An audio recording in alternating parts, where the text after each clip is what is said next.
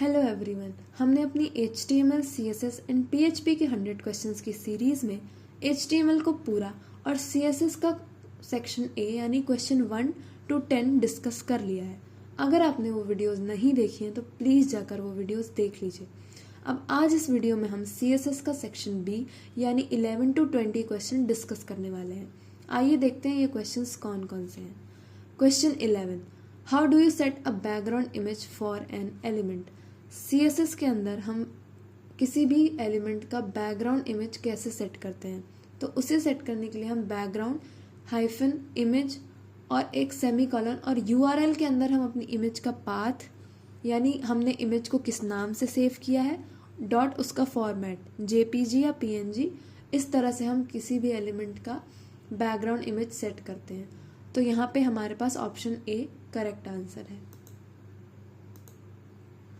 Question 12, what is the purpose of border radius property.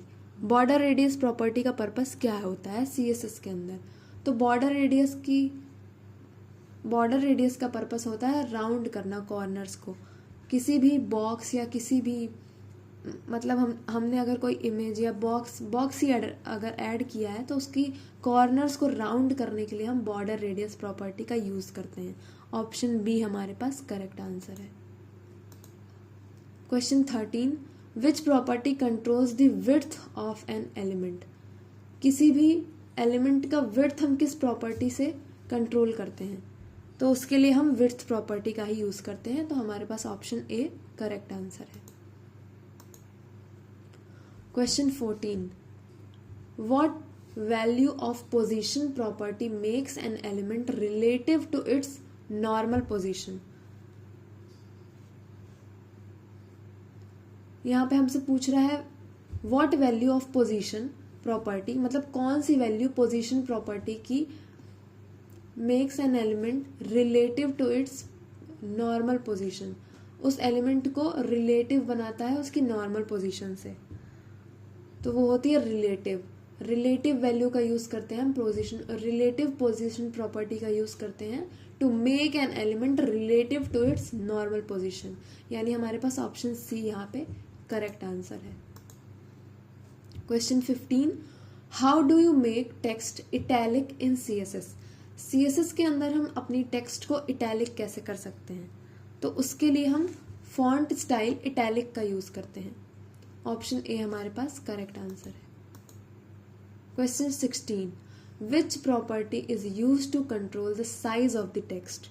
Size को control करने के लिए हम कौन सी प्रॉपर्टी का यूज करते हैं, तो इसके लिए हम यूज करते हैं फॉन्ट साइज का। हम जितनी पिक्सल्स देंगे हमारी फॉन्ट का साइज उतना बड़ा होगा, यानी ऑप्शन B हमारे पास करेक्ट आंसर है। Question 17, what does the float property do. Float property क्या करती है CSS के अंदर, तो फ्लोट प्रॉपर्टी का काम है moves an element to the left और राइट। अगर हमने फ्लोट लेफ्ट दे दिया तो हमारा एलिमेंट जो है वो लेफ्ट में शिफ्ट हो जाएगा या लेफ्ट में फ्लोट करेगा, और अगर हमने राइट दे दी उसकी वैल्यू तो वो राइट में फ्लोट करेगा। तो यहाँ हमारे पास ऑप्शन A करेक्ट आंसर है। Question 18, how can you remove the default underline from links. आप लिंक्स की डिफॉल्ट अंडरलाइंस को कैसे रिमूव कर सकते हैं CSS के अंदर, तो उसके लिए हम यूज करते हैं टेक्स्ट डेकोरेशन नन। हम टेक्स्ट की डेकोरेशन को नन कर देते हैं, जिससे हमारी डिफॉल्ट अंडरलाइंस जो होती हैं लिंक्स की वो गायब हो जाती है, रिमूव हो जाती हैं। तो ऑप्शन A हमारे पास करेक्ट आंसर है। Question 19, which CSS property is use to set the text colour. Text का कलर हम किस प्रॉपर्टी की हेल्प से सेट करते हैं, तो उसके लिए हम कलर का यूज करते हैं, सिंपली कलर, और हम उस कलर का नाम लिख देते हैं। तो CSS के अंदर इस प्रॉपर्टी की हेल्प से हम किसी भी टेक्स्ट को कलर दे सकते हैं। तो ऑप्शन B हमारे पास करेक्ट आंसर है।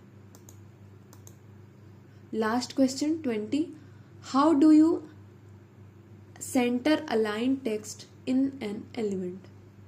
आप किसी भी यहाँ पे हमसे पूछ रहा है how do you centre align text in an element. आप किसी भी टेक्स्ट को सेंटर अलाइन यानी बीच में कैसे कर सकते हैं, तो उसके लिए हम टेक्स्ट अलाइन सेंटर का यूज़ करते हैं, यानी ऑप्शन ए हमारे पास करेक्ट आंसर है। Thank you everyone.